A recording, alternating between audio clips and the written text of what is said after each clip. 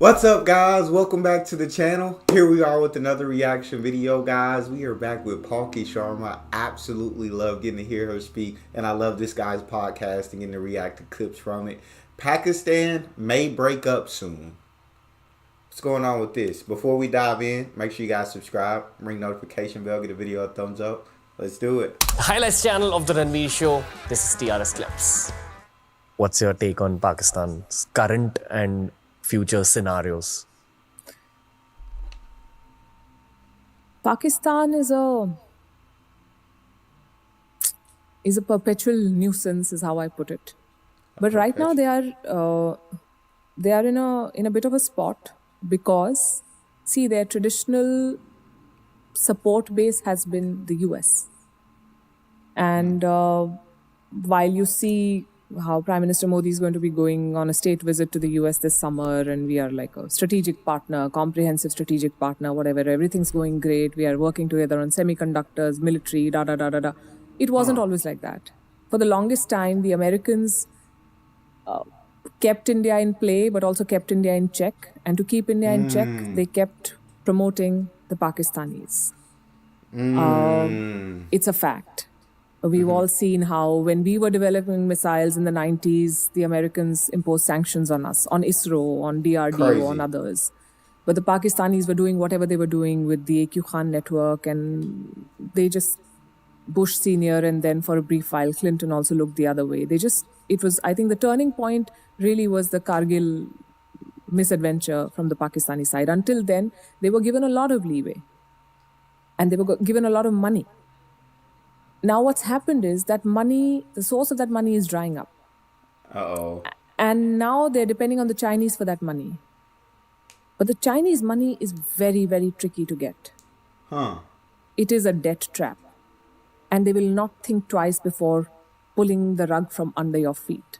You know, these Chinese power companies that operated in Pakistan, they did not get their bills.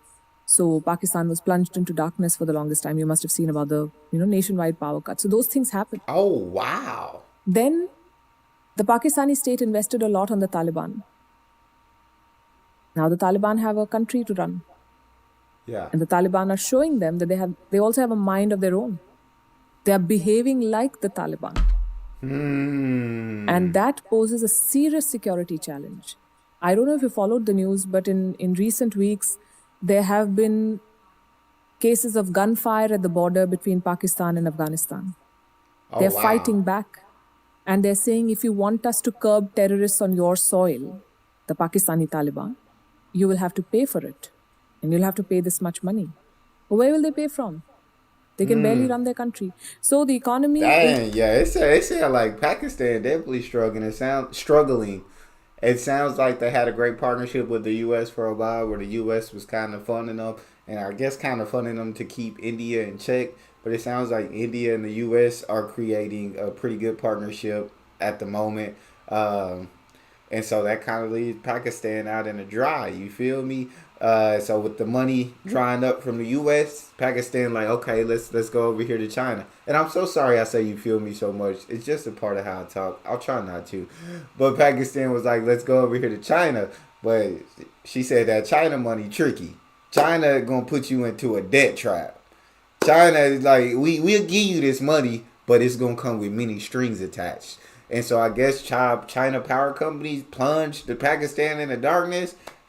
Jesus. And so now we can't really depend on China money. And now they try, hey, Taliban, y'all paying the Taliban, y'all, but the Taliban, like, you're trying to control an uncontrollable force.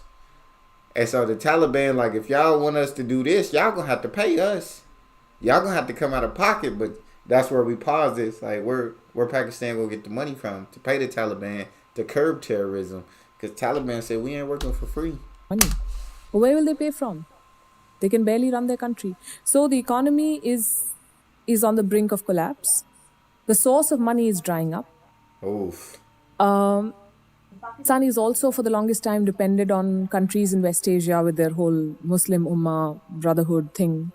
But India in the last few years has really strengthened its relationship with Arab states. You look at UAE, you look at Oman, you look at Saudi Arabia. It's they are not going to beyond a point support Pakistan on Kashmir. The Turkish did, but look, I think what we did with the Turkish earthquake is a masterstroke. We sent aid.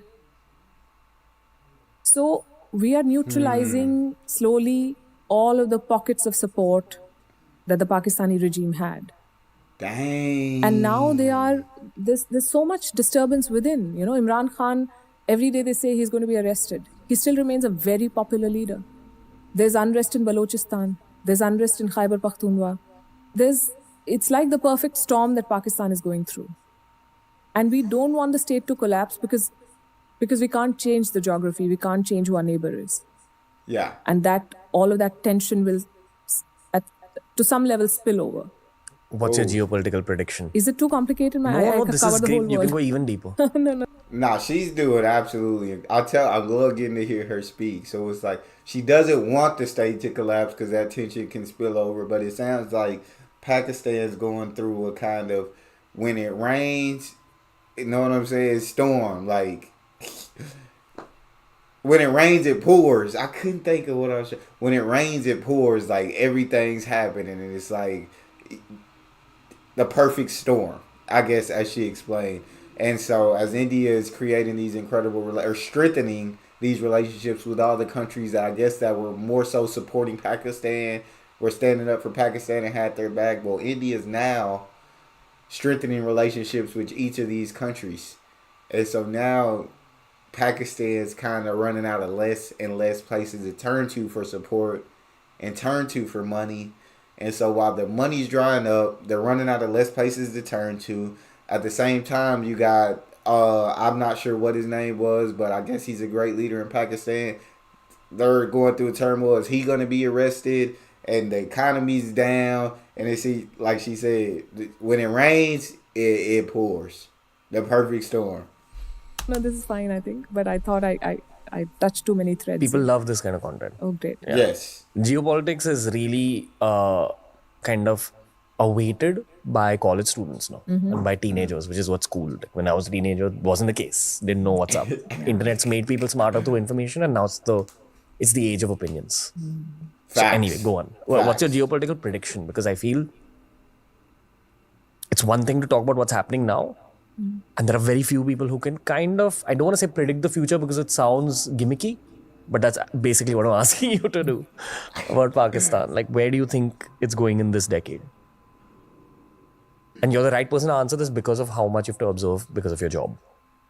Yeah, so where is Pakistan going? I think it's going deeper into the China club. And that is the new challenge for the West because they don't want this to happen. At the same time, they don't want to give money to the Pakistani generals. So how do they control the beast without feeding it more?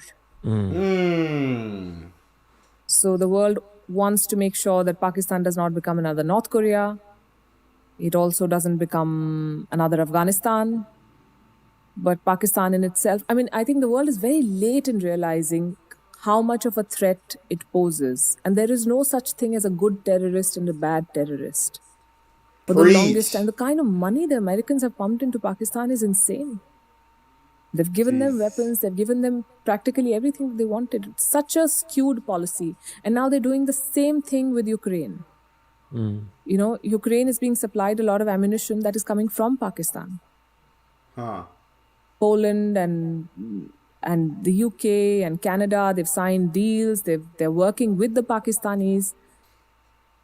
But I think policymakers are always looking at managing problems and not solving them. You're basically saying it's been a volatile country ever since its inception. And therefore, going forward, as is the case with volatility, it's unpredictable what will happen, but it's likely that it will be a volatile situation. It may break up, for all we know. The country may... So, I guess it's hard, of course, like he said, it's hard to predict. No one can predict the future. But she said it could kind of go deeper into China, Pakistan, deeper relationships with China, what the West wouldn't want. But at the same time, the West isn't giving them money, isn't giving them support. So it's like they trying to control this beast, but they're not feeding it. and the beast gonna go to who's providing the food, no matter what strings attached. Because when you hungry enough, you got to eat. And so it sounds like America was pumping so much money, pumping so much support, ammunition, guns, all of this into Pakistan because America wasn't really, in the beginning, she said, first of all, to kind of keep India in check. And then America wasn't that worried about Pakistan becoming a threat because it's not something that borders America. They don't think that if something happens in Pakistan, it will really affect America. And she's like, no, like 9/11 happened. And that wasn't from a country that bordered America.